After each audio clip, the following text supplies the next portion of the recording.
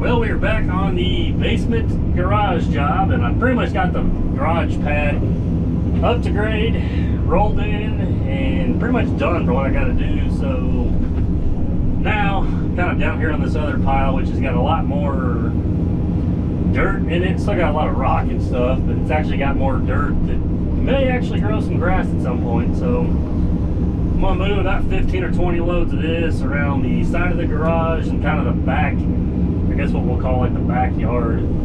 Try to build it up a little bit and get it roughed in and shaped up. That way, like all the other trades behind me, will have a little easier or more working room. I've still got that pile of, I guess we'll call it the topsoil.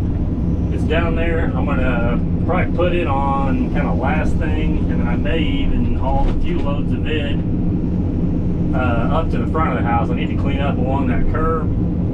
Maybe cut that down just a little bit more, then I can load up, I don't know, 5 or 10 loads in the Hydrema and dump up there and knock it down. So that way it's got more dirt in it too, instead of all that rock that's up there. It will help establish a yard later on. So it should be pretty much done here today.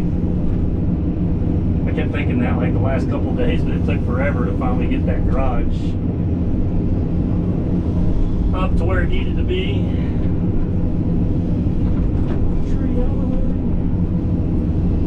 So like I said, this isn't the best stuff, but we're going to bring that up like 2 or 3 feet in the backyard. So we need something with a little bit of rock, or at least kind of we'll pack in.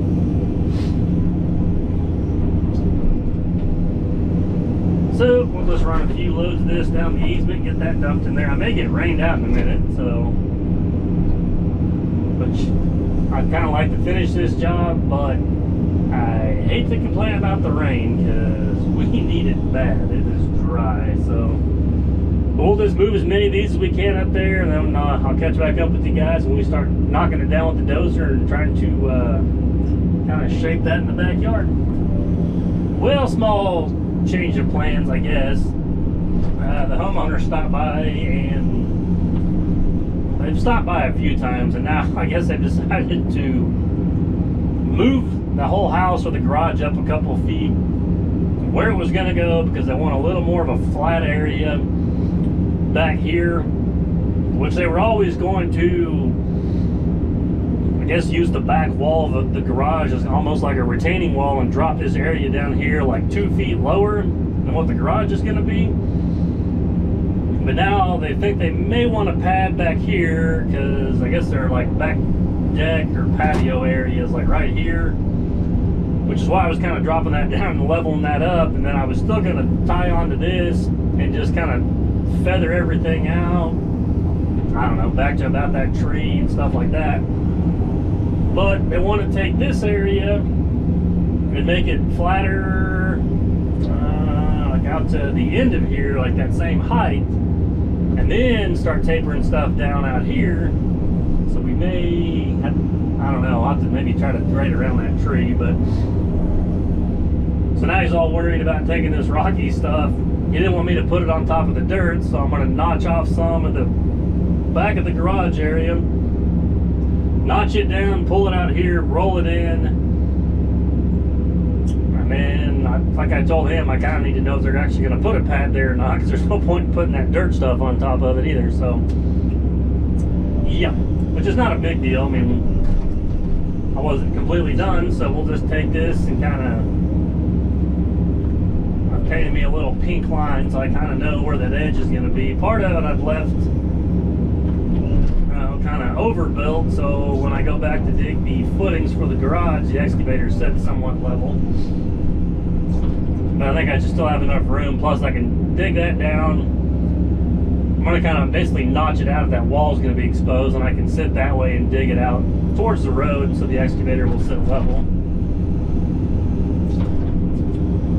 But yeah, and then it always cracks me up, and you know, the next question is, well, where are we at with money? We know we've added more, and how soon are you going to be done? It's like, it's not that big of a deal, but it just always cracks me up. Like those 2 or 3 questions always seem like they go together. Like, hey, we changed everything up. It's going to take a little more time and work. Are we still within our budget, and how much longer is it going to be? So I should still, I don't know if I'll get everything completely done today or not. I was kind of planning on it, but maybe sometime tomorrow. But I'd say today or tomorrow I'll have it all finished up. But like I said, it just always cracks me up. It's like that's just the next immediate question they're going to ask. So, and it's like they know it and you know it. It's like they just can't help themselves.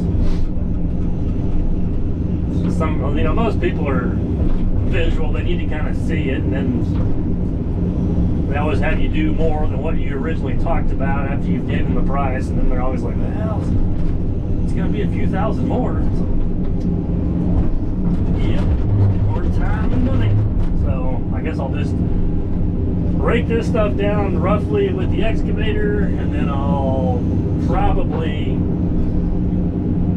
I may have too much dirt piled up there. My initial plan was really feather it out towards those woods, but I may knock all that down with the dozer and dress that side up, and I'll get around here where I can kind of level this out some more, and then jump on the roller. I don't have to get it 100%, and I don't really, I mean, I guess if they're going to build a pad, it'd be good to get it 100% compacted, but it's one of those things that it's like up in the air still. So I guess I think I'm going to go ahead and level it out and pack it in as if there is going to be a pad, and then if not, I can always scratch the top of it down later and add a little more dirt. We'll get this stuff moved around and try to make the backyard a little more flat and level for them.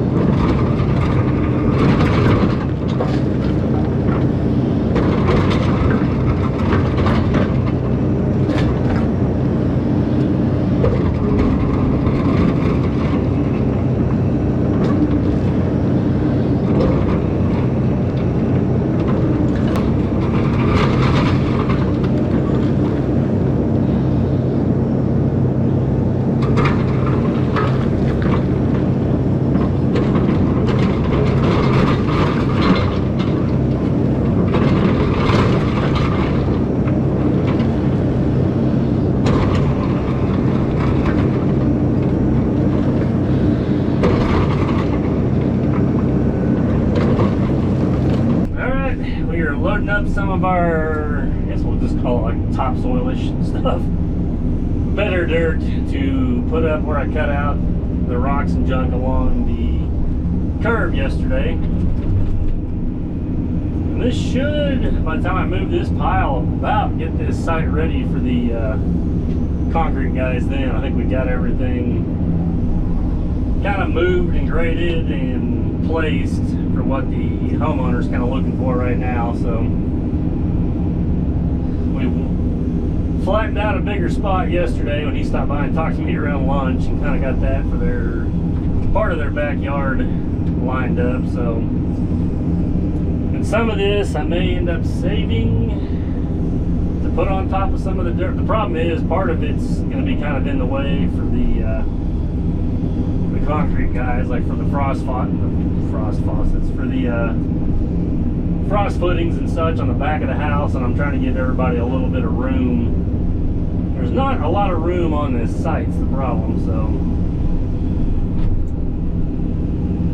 I may just go ahead and put this stuff, because it's not terrible, but it's not great. It's got a lot of roots and rocks and junk like that in it, and go ahead and kind of place it where some of the yard and such is going to be. And then I actually think, since the pond job is just like 10 minutes down the road, I may be able to get to buy some topsoil, or this guy can buy some topsoil from them, and I may even try to use the stuff that's got a little bit of the grass mixed in with it for more of the backfill, and, you know, kind of rough it in his yard, and then we may get a couple loads of the good stuff to put on his yard when it's all said and done. But he was wanting to get some of that rock and stuff cut out there in the front and put this stuff in there where it's got a little more of a chance of grass to grow. So we're just going to kind of get it up there somewhat roughed in, and then that way it kind of moves this pile, and I may take some of it around the sides and such, just to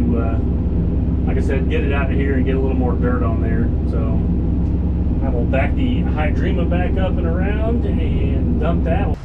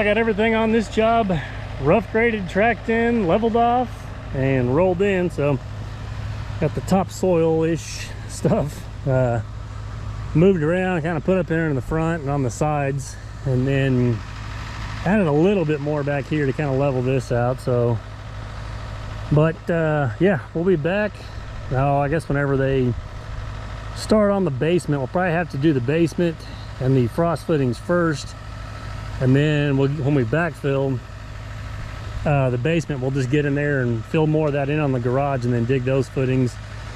And then this right here is going to be a retaining wall, so this will be the walkout area, and I think there may be another wall.